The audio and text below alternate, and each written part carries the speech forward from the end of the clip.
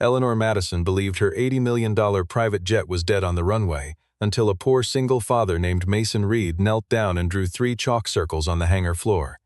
Every engineer in the room laughed at him. 7 minutes later, the engine roared back to life and silenced the entire company. But something far more frightening had happened in that hangar. Mason had not simply fixed the aircraft. He had quietly exposed the one person trying to kill Eleanor Madison from inside, hidden behind one engine fault disguised to look natural, accidental, and fatal at altitude.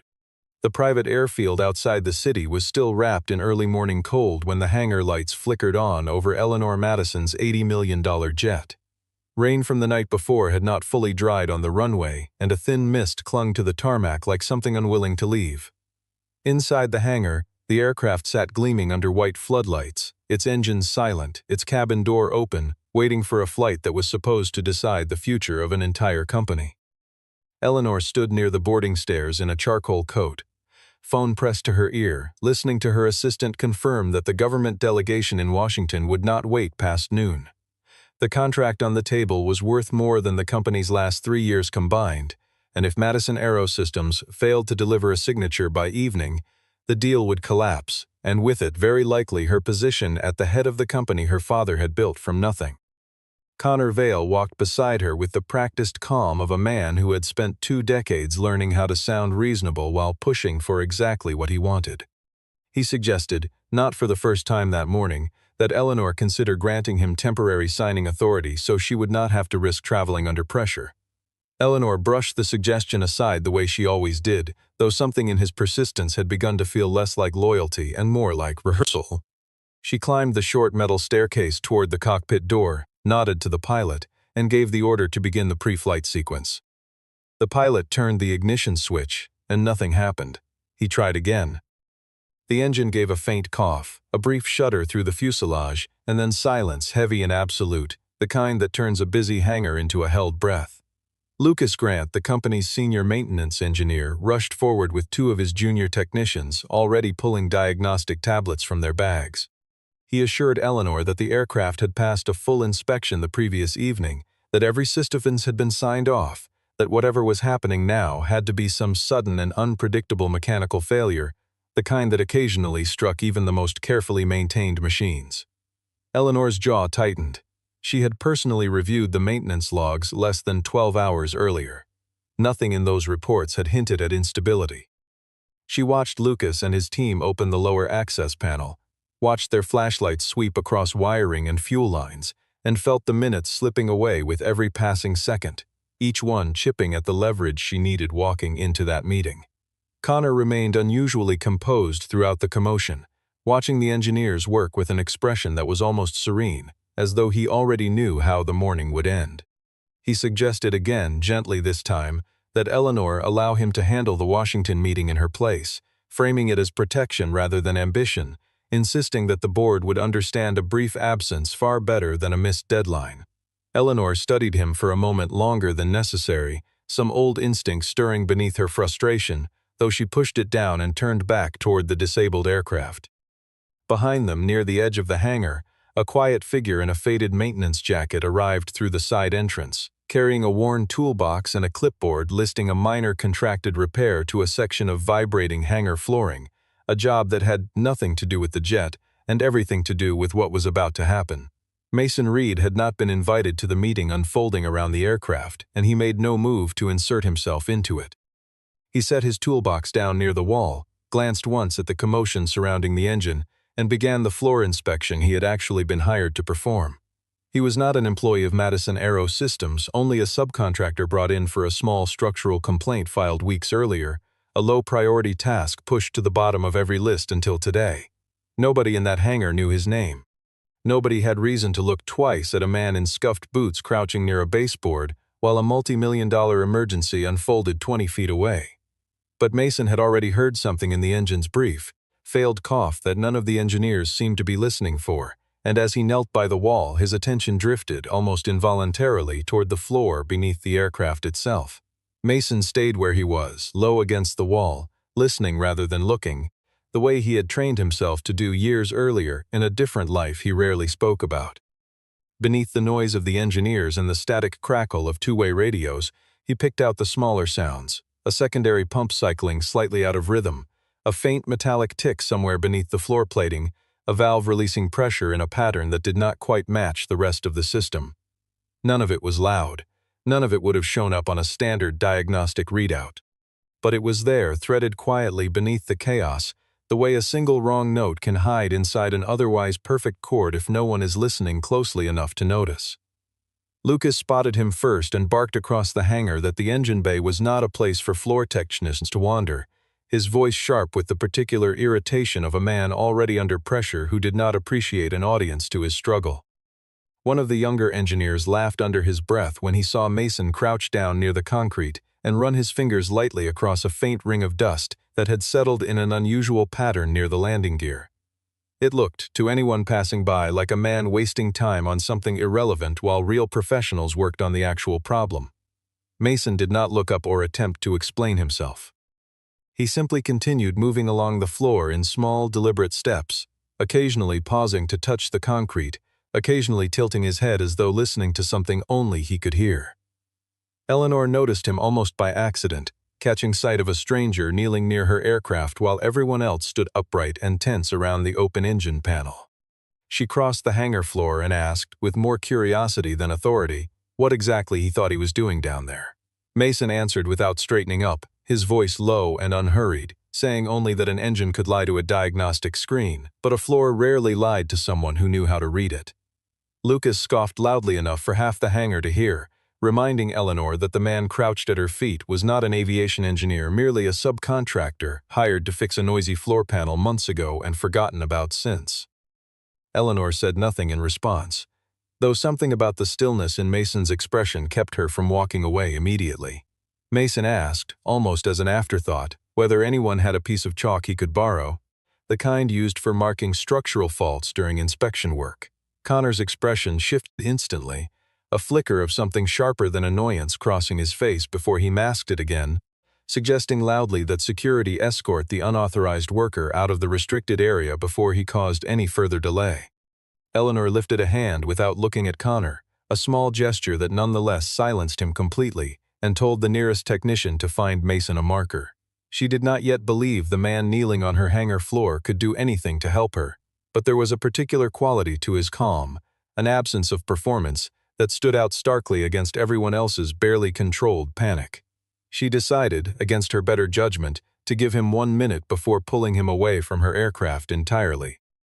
Around them, the hangar had grown louder in the way emergencies always seem to multiply their own noise. Radios overlapping, footsteps echoing off the high metal ceiling, someone shouting for a supervisor who was already standing 3 feet away. Yet Mason seemed almost untouched by it, moving through the commotion the way a man might walk through a familiar room in the dark, trusting his hands and his instincts more than the panic flooding the space around him. He had spent years in rooms exactly like this one, though under far different circumstances, learning that the worst failures rarely announced themselves loudly. They whispered first, in small inconsistencies that most people were too rushed or too proud to notice. Eleanor watched him work without fully understanding why she had not yet walked away, only aware that something about his patience felt like the first honest thing she had encountered all morning. A technician returned with a stick of marking chalk and handed it to Mason without a word, unsure whether he was helping a serious investigation or humoring a man who had wandered into the wrong part of the airfield. Mason thanked him quietly and turned back toward the floor, running his palm once more across the faint horseshoe-shaped smudge near the front landing gear before pressing the chalk down and drawing a slow, deliberate circle around it. The white line stood out sharply against the gray concrete, small and almost childlike against the towering shadow of the aircraft above it. He moved several steps toward the secondary fuel compartment, crouched again, and drew a second circle around a section of flooring where the faintest tremor still lingered, a vibration so slight that most people would have mistaken it for nothing more than the building settling. The third circle came near the engine support strut, surrounding a hairline trace of fluid so thin it barely caught the light, a mark that any rushed inspection would have dismissed as residue from years of normal operation. To the engineers watching, the 3 circles looked like nothing, 3 meaningless loops scratched onto a hangar floor by a man who clearly had no idea how an aircraft of this caliber actually worked. Laughter broke out among two of the younger technicians before Lucas silenced them with a sharp look, though his own mouth curved into something close to a smirk as he asked, loudly enough for the whole hangar to hear, what exactly 3 chalk circles were supposed to do for an $80 million jet that real diagnostic equipment had already failed to explain. Mason straightened slowly, brushing the dust from his knees, and answered without raising his voice that the circles were never meant to fix the aircraft at all. They were there, he said, to show everyone in the room exactly who had been lying to them and for how long. The words landed with a strange weight, and the laughter in the hangar died almost instantly, replaced by a silence that felt suddenly much colder than the morning air outside. Eleanor stepped closer, studying the 3 small circles as though they might rearrange themselves into something she could understand if she looked long enough. She asked him, in a voice stripped of its earlier impatience, how much time he would need. Mason told her 7 minutes, provided no one touched the control panel while he worked. Connor objected immediately, his composure finally cracking at the edges as he insisted this entire exercise was an unacceptable risk before a meeting that could not afford a single additional delay. Eleanor checked her watch, weighed the seconds she had left against the strange certainty in Mason's expression, and made her decision. She granted him exactly 7 minutes, not 1 moment more, and told the hangar to clear a path. Mason asked for 3 things before he began: that someone shut down a secondary auxiliary pump, that another technician open a pressure valve for inspection, and that a small protective cap near the engine mount be removed so he could see what it had been hiding underneath. For a moment nobody moved, the request hanging in the cold hangar air as though everyone was waiting for someone else to decide whether this stranger deserved to be obeyed. Lucas looked toward Eleanor, silently asking whether she truly intended to let an outside contractor direct her own maintenance crew, and Eleanor answered only by nodding once, sharp and final. Reluctantly, a junior technician moved toward the auxiliary pump and shut it down, the low hum beneath the aircraft fading into something closer to true silence. Another engineer cracked open the pressure valve as instructed, releasing a thin hiss of air that seemed to draw every eye in the hangar toward the small white circle marked nearest the fuel line. Mason knelt beside the 3rd circle and waited, watching the protective cap come free in the hands of a hesitant technician, his expression unreadable, betraying neither triumph nor doubt. Only the quiet focus of a man who had done something like this before in circumstances far more dangerous than a private airfield on a cold morning. Connor watched from a few steps back, his arms folded tightly across his chest, his earlier composure replaced now by something tighter and more guarded, though he said nothing further.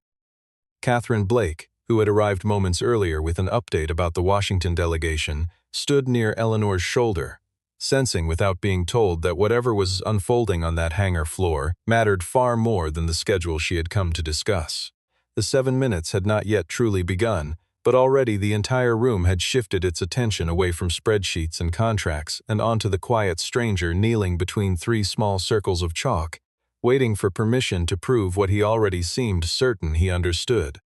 In the first minute, Mason asked Lucas to begin a low-pressure diagnostic cycle through the engine's primary system, the same routine procedure the team had already run twice that morning without finding anything unusual. Lucas complied with visible reluctance, watching the readout on his tablet with the wary attention of a man expecting to be proven right about how pointless this entire detour truly was. The numbers climbed steadily at first, exactly as they had during every previous test, giving no immediate hint that anything beneath the surface had changed at all. By the 2nd minute, a single needle on the pressure gauge twitched out of rhythm, half a beat behind where it should have settled, the smallest possible deviation, the kind easily dismissed as instrument noise on any ordinary day. It happened directly above the first chalk circle.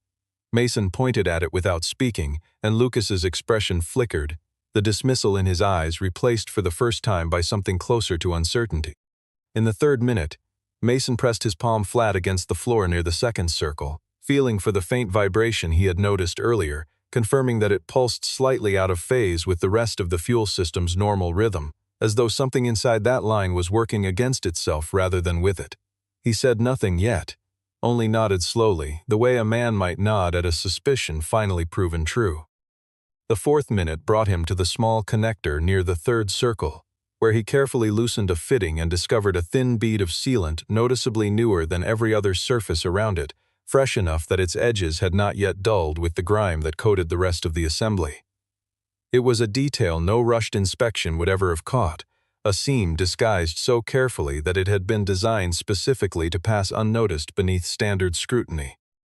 By the 5th minute, Mason had identified what the sealant had been hiding, a miniature reversing valve installed where no such component belonged, small enough to escape a glance yet precisely placed to feed the system false readings under certain pressure conditions an aircraft might encounter only after it had already left the ground and climbed well beyond any safe point of return. In the 6th minute, working quickly now, Mason rerouted a temporary test line around the compromised valve, bypassing the corrupted signal entirely rather than attempting any permanent repair, buying the engine a path to start without trusting the false information the system had been feeding into it all morning. In the 7th minute, the engine caught, hesitated once, and then roared fully to life, the sound rolling through the hangar and silencing every voice inside it. The warning lights on the control panel dimmed one after another until the board showed nothing but steady green.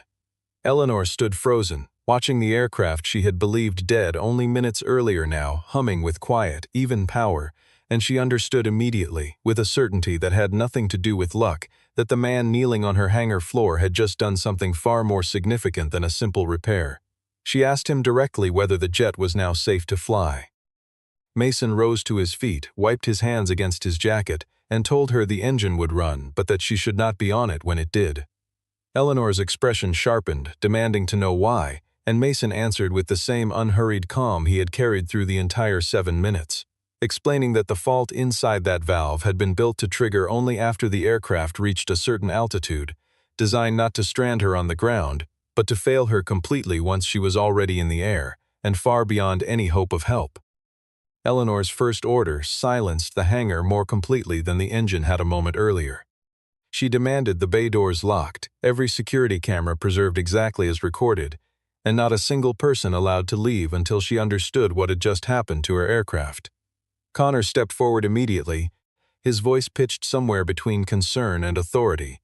insisting that shutting down the hangar now, hours before a critical meeting, would only deepen the chaos already threatening the company's standing with the government delegation. Eleanor did not look at him when she answered. She told him the meeting could wait, the truth could not. Mason asked quietly whether anyone had access to the previous night's maintenance log, and Lucas, still shaken from the 7 minutes he had just witnessed, handed over the digital file without argument. Scanning the entries, Mason found a final inspection signature time-stamped well after midnight, logged under Lucas's own technical credentials, even though Lucas insisted with visible alarm that he had left the airfield hours before that entry was ever made. Mason cross-referenced the timestamp against the hangar's security footage log and discovered a 12-minute gap in the eastern camera feed, occurring at precisely the same moment the false inspection had supposedly taken place. Catherine arrived moments later, her expression tight, informing Eleanor that the flight itinerary, along with several internal scheduling documents, had been forwarded overnight to an external account no one in the company recognized. Connor immediately suggested the breach pointed to an outside hacker, perhaps even a rival firm attempting industrial sabotage from beyond their own walls, his explanation arriving almost too quickly, too neatly packaged for the chaos surrounding it. Mason countered calmly that whoever had installed the hidden valve inside that engine would have needed direct physical access to a restricted technical compartment, something no outside hacker, however skilled, could have accomplished from a distance. The weight of that statement settled over the room slowly, and Eleanor felt something shift inside her, a suspicion she had been refusing to name finally rising close enough to the surface that she could no longer push it back down. She turned the question over silently, wondering who among the people she trusted most might have had both the access and the motive to want her aircraft to fail at exactly the wrong altitude. Mason, watching her face carefully, added one final observation, that the 3 circles had never simply marked a mechanical fault. They marked a deception built carefully enough to fool trained engineers, which meant whoever had built it understood this aircraft, and this company, far better than any stranger ever could. Eleanor walked the length of the hangar slowly, past the silent rows of equipment, and the now quiet engine that had nearly carried her into a disaster no one would have survived to explain. She thought of every person who had access to that compartment in the weeks before this morning, narrowing the list in her mind even as she resisted the conclusion forming at its center. Lucas, pale and visibly rattled by the discovery of his own forged signature, offered to surrender every personal device he owned for inspection, desperate to prove his innocence before anyone could even accuse him aloud. Samuel Pierce, the company's longtime legal counsel, arrived partway through the commotion, drawn by a call from Catherine, and stood quietly near the hangar entrance, watching the unfolding scene with the careful attention of a man who had learned long ago that the most dangerous threats inside a company rarely wore the face anyone expected. Mason kept his focus on the physical evidence rather than the swirl of accusations building around him, methodically photographing the sealant residue, the displaced valve, and the chalk circles before anyone could disturb the scene further. He understood, perhaps better than anyone else in that hangar, how quickly a true story could be buried beneath panic and convenient explanations once enough powerful people had reason to want it forgotten. Eleanor finally turned the question directly toward Mason, asking how an outside contractor hired to fix a noisy floor panel had managed to diagnose a hidden engine fault that her own senior engineering team had completely missed. Mason hesitated before answering, his eyes drifting briefly toward the now silent aircraft rather than toward her face, and said only that he had spent a long time listening to machines fail before they actually failed, and that most of them gave warnings long before anyone wanted to hear them. Samuel Pierce studied Mason from across the hangar with the slow recognition of a man piecing together a memory he had not touched in years. He approached quietly and asked whether Mason had once worked on a defense contractor's engine analysis team years earlier on a project that had ended badly. Mason's jaw tightened almost imperceptibly, and he confirmed it with a single short nod, offering nothing further. Samuel explained to Eleanor, choosing his words carefully, that he remembered the case from his earlier years in corporate law, a vibration fault in a military aircraft system that one young analyst had flagged repeatedly to leadership, only to be overruled each time by men who trusted their schedules more than their instruments. When the failure finally occurred months later, the investigation that followed had needed someone to blame, and the analyst who tried hardest to prevent the disaster became the easiest person to sacrifice for it. Mason left the industry shortly afterward, his name quietly erased from any record worth searching, and rebuilt a smaller, quieter life far from boardrooms and defense contracts, taking whatever maintenance work came his way and raising a child largely on his own in the years since. Eleanor absorbed this in silence, understanding now why Mason carried himself the way he did, why he seemed entirely unmoved by the dismissiveness of men like Lucas and Connor, as though their judgment carried no real weight against everything he had already survived. She felt something shift in her own chest, an unfamiliar kinship forming with a man she had known for less than an hour, both of them having learned, in very different ways, what it cost to be doubted by the very systems meant to protect them. Mason offered no further detail about that earlier chapter of his life, and made clear through his silence that he had no interest in being treated as some kind of hidden hero finally proven right. He said only that he had not come to this hangar looking to relive anything, only to make certain that whatever had happened to him all those years ago did not happen to someone else today, disguised as just another signature on just another routine inspection log. Connor, listening from a short distance away, absorbed this new information with a stillness that did not match his earlier composure, his concern sharpening into something closer to alarm, for he understood, faster than anyone else in the room, that a man capable of reading hidden machinery this clearly was equally capable of reading the people responsible for hiding it. Eleanor ordered a full review of every access record tied to the restricted engine compartment over the previous 2 weeks, and Catherine pulled the data within minutes, scanning entry logs against the building's badge system with quiet, focused urgency. What she found made her go still for a moment before she brought it directly to Eleanor rather than announcing it aloud to the room. Connor's access card had been used near the hangar's restricted section shortly after midnight, logged in the system as a routine administrative check, despite the fact that no administrative inspection had ever been scheduled for that hour. Connor, when confronted, claimed without hesitation that his card must have been cloned, suggesting that someone determined to frame him could easily have duplicated the credentials and used them without his knowledge.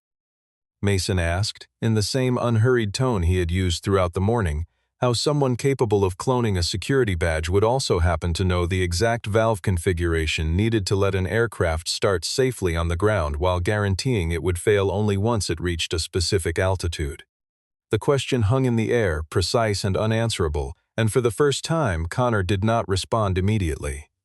Lucas, who had spent the morning sneering at Mason's presence, now found himself reconsidering everything with growing unease, his earlier confidence replaced by the uncomfortable awareness that the forged signature bearing his name had not appeared out of nowhere. One of the junior maintenance engineers, pressed gently by Catherine, admitted under quiet questioning that Connor had personally requested a change to the final inspection schedule 2 days earlier, moving the last check to a far later hour than originally planned, a request that had seemed unremarkable at the time and deeply significant now.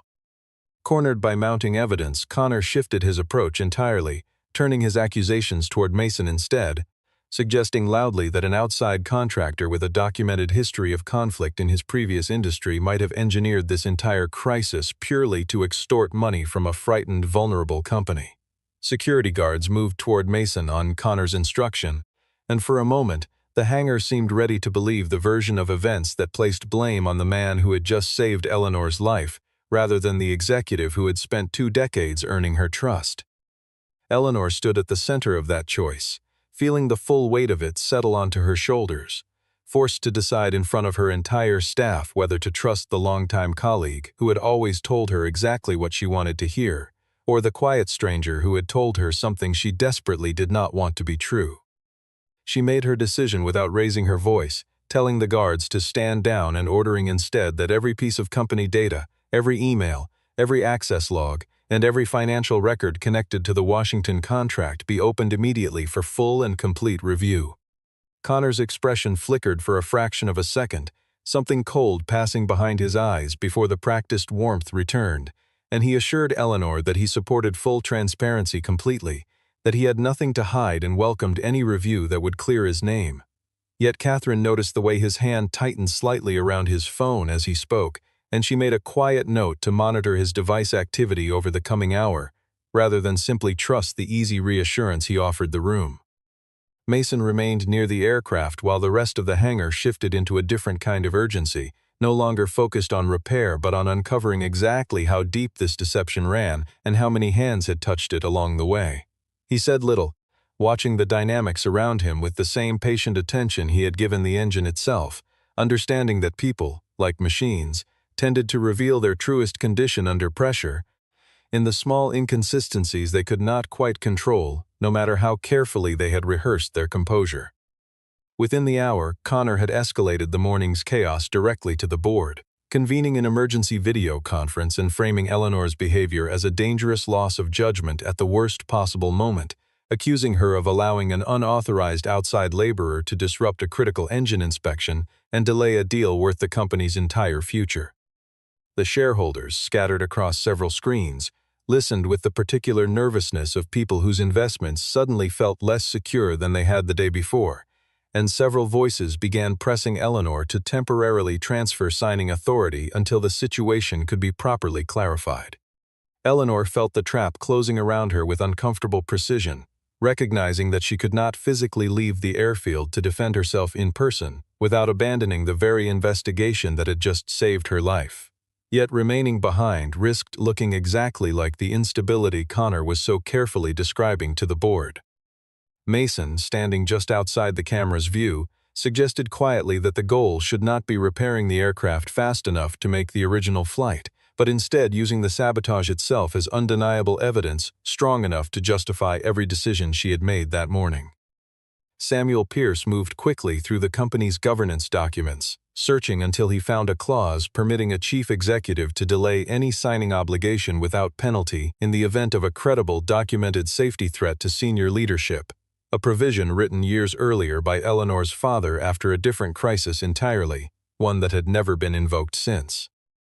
Catherine, working a separate track, traced the leaked flight itinerary back through several layers of forwarding and discovered a prepared press statement already drafted by a rival firm, announcing an unsolicited offer to acquire a controlling stake in Madison Aero Systems, time-stamped from the night before the engine had ever failed. The full shape of the plan became clear to Mason almost before he finished reading Catherine's findings aloud, and he said it plainly to Eleanor without softening the implication. This had never been only about removing her from one meeting. The intended failure at altitude was meant to remove her permanently, sending company stock into a freefall steep enough that a waiting rival could acquire controlling shares for a fraction of their true worth, with Connor positioned perfectly to manage the transition from the inside once she was gone.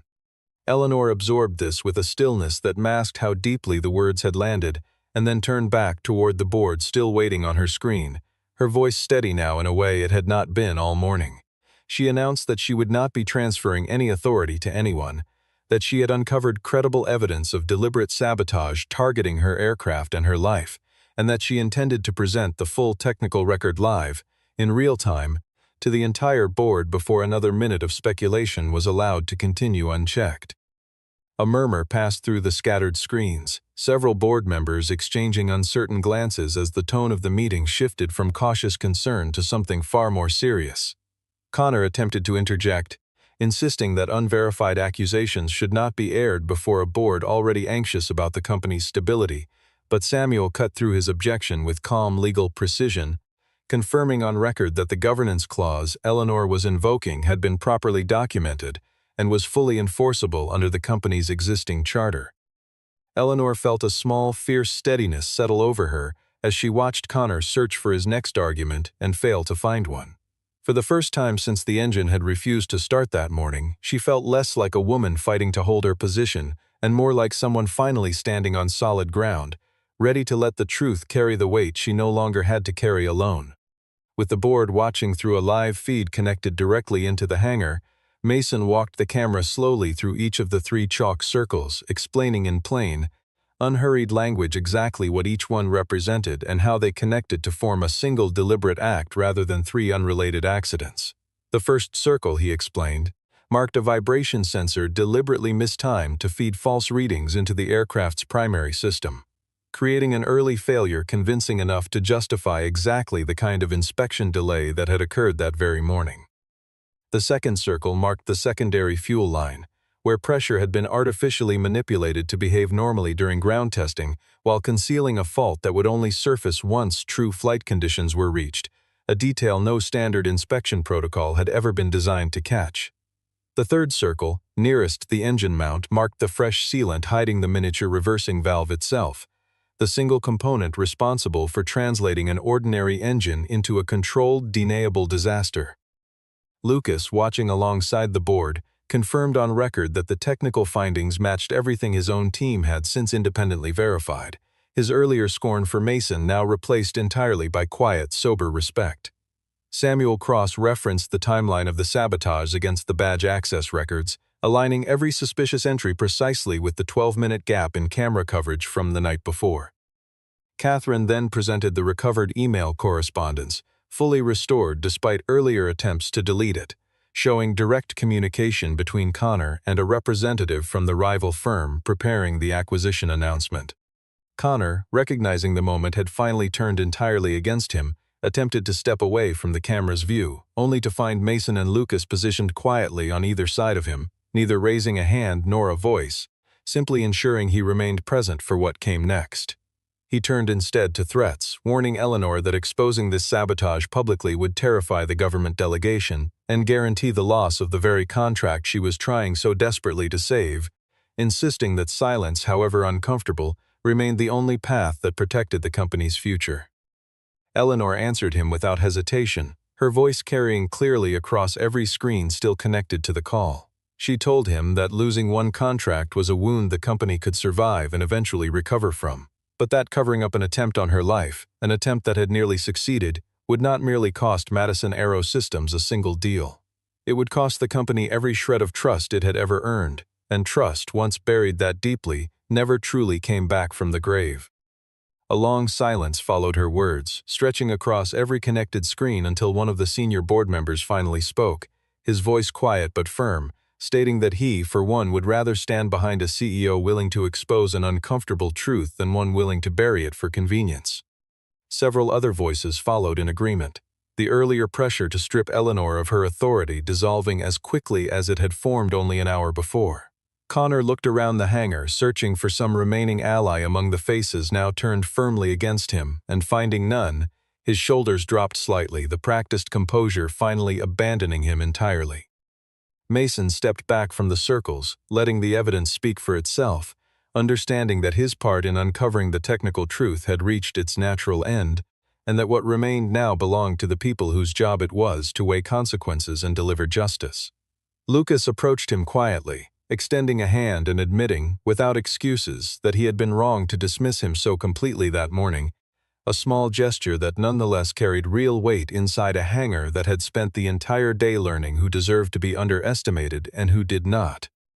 Even with the board turning firmly against him, Connor made one last attempt to salvage his position, quietly triggering a contingency he had clearly prepared in advance, deleting a portion of the shared technical files and sending an altered safety report to the government delegation's liaison before anyone in the hangar realized what he was doing. Catherine caught the outgoing transmission within minutes, alerting Eleanor that a falsified document had just been sent under the company's official letterhead, one that claimed the morning's engine failure had been fully resolved through routine maintenance with no security concerns whatsoever. Cornered again, Connor pivoted sharply, turning his accusation directly toward Mason, declaring loudly that the contractor who had been the last person to physically touch the engine system was the only individual with the technical skill and unsupervised access necessary to have installed the hidden valve himself.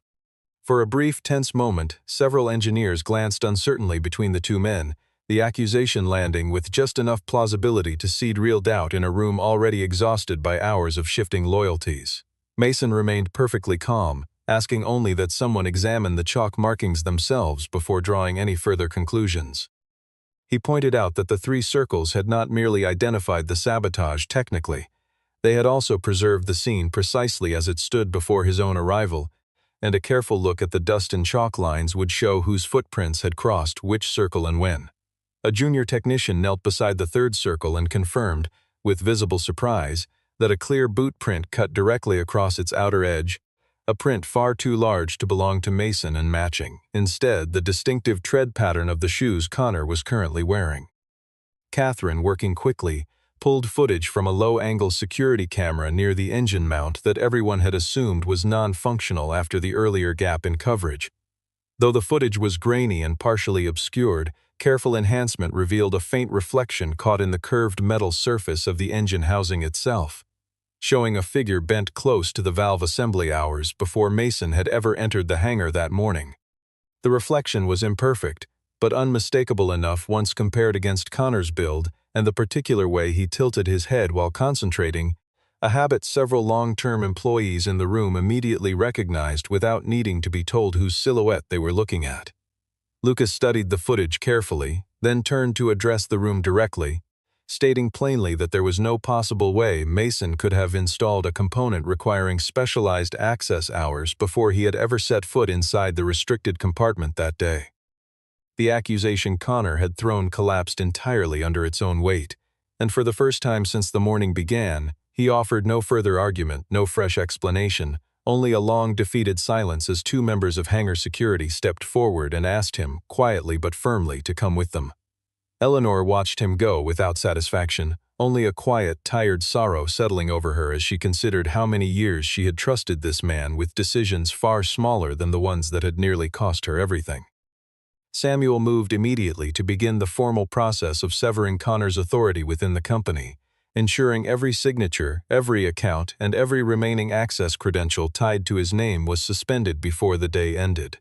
Catherine, still working through the recovered files, confirmed that the falsified safety report sent to the government liaison had been intercepted in time, replaced instead with an honest account of the sabotage and the steps already taken to address it. By midday, the aircraft had undergone a complete and thorough inspection, every system checked twice over by a team no longer rushing against the clock, and Eleanor made the decision not to board it for the trip to Washington, despite the fact that it had now been fully cleared to fly. Instead, she connected to the delegation through a secure video link from the airfield's small operations office, choosing transparency over speed, and laid out the entire morning in honest, unflinching detail, including the sabotage, the deception, and the contractor whose quiet observation had prevented a disaster no one in the room had been prepared to imagine.